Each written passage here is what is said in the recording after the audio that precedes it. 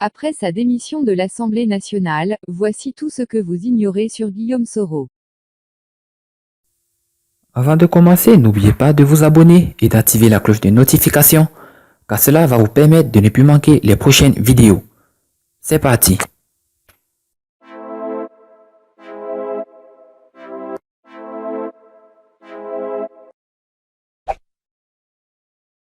Né le 8 mai 1972 à Kofiplé, sous-préfecture de Diawala, dans le département de Ferkessédougou, Guillaume Kigbafori Soro est le 06 accent grave ME préside de l'Assemblée nationale de Côte d'Ivoire. Père de 04 enfants, il est le compagnon de Tagro Sylvie, qui partage sa vie depuis ses années de lutte estudiantine. Très tôt engagé politiquement, il dirige la puissante Fédération estudiantine et scolaire de Côte d'Ivoire, FESCI, de 1995 à 1998. Par ses talents de tribun hors pair et une grande intelligence politique, il en devient le leader incontesté et le dirigeant le plus éminent de l'histoire de ce mouvement estudiantin.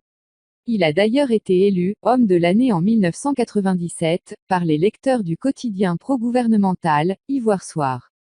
Il est régulièrement envoyé en prison à cette époque après des manifestations.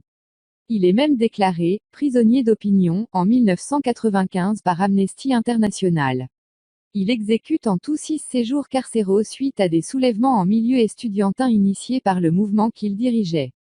Après son départ de la FESCI, il se rend en France où il poursuit des études en sciences politiques. En décembre 1999, avec le FIEF, Forum international des étudiants francophones qu'il fonde, Guillaume Soro est membre de l'Alliance des forces vives qui tente de convaincre le général Guéhi de ne pas s'incruster au pouvoir, après son coup d'État réussi contre le président Bédié. Il s'oppose frontalement au général Guéhi et s'allie à Alassane Ouattara et au RDR lorsque le général Guéhi prend la décision d'exclure ce dernier de l'élection présidentielle d'octobre 2000. Ainsi, le 27 octobre 2000, au moment où Laurent Gbagbo prêtait serment à l'issue d'une présidentielle contestée, des blindés encerclaient la résidence d'Alassane Ouattara et ouvraient le feu sur les éléments de sa sécurité.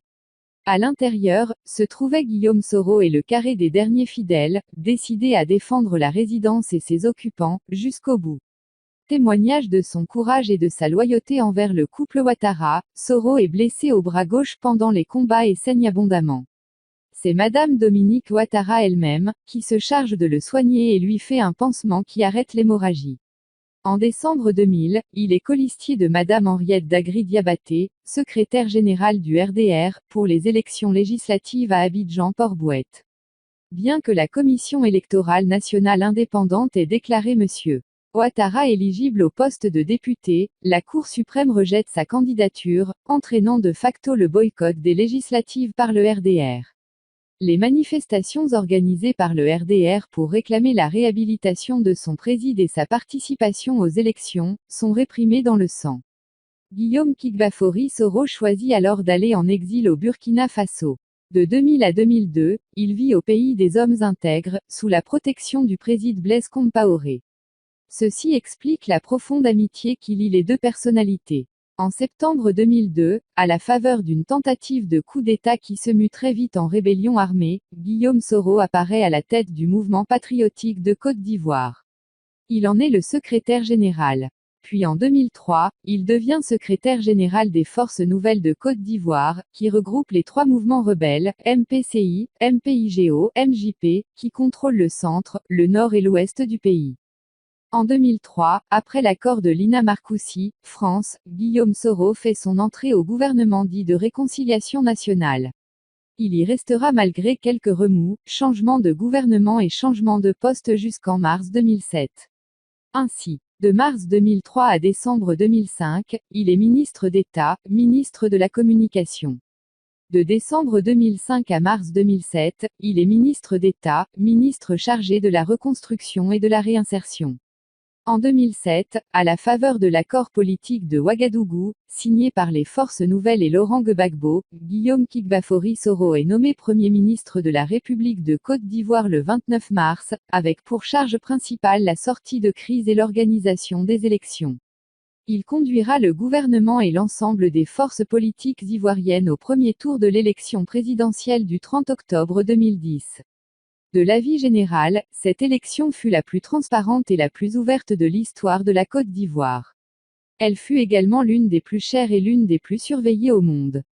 Pour le second tour, il réussit à faire accepter un débat face à face entre les deux candidats retenus, Alassane Ouattara et Laurent Gbagbo.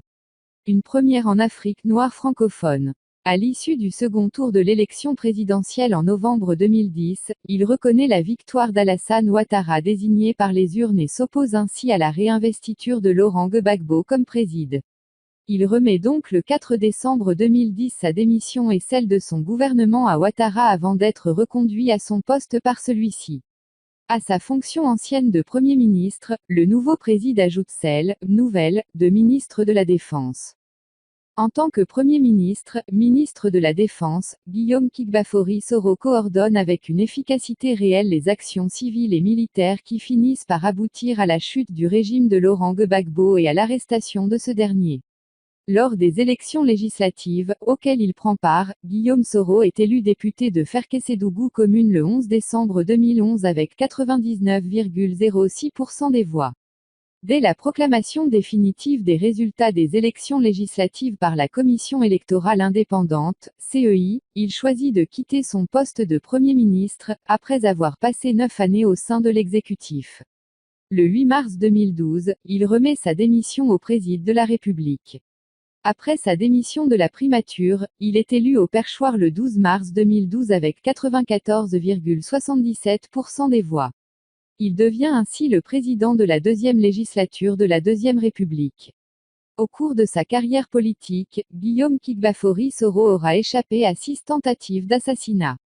Les deux plus marquantes sont certainement le guet-apens dans lequel il est tombé dans l'enceinte de la radiodiffusion télévision ivoirienne, RTI, le 27 juin 2003 ainsi que l'attentat du 29 juin 2009 contre le Fokker 100 qui le transporte.